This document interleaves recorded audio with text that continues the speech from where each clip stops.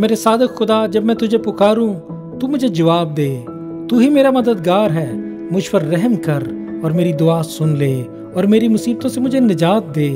हमारा ईमान है कि जब भी हम तुझे पुकारते हैं तो तू हमारी पुकार को सुनता है और हमें जवाब देता है।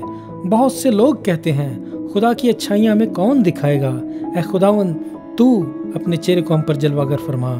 ऐ खुदावन, जब हम तेरे करीब होते हैं तो हम खुश होते हैं, पुरसुकून होते हैं। खुदावन, तू अपने ऊपर ईमान रखने वालों को बरकत देता है और उनकी मदद करता है और उन्हें मुसीबतों से छुड़ाता है और उनकी मदद करता है। मेरी भी मदद कर और मुझे छुड़ा, यीशु के नाम में, आमीन।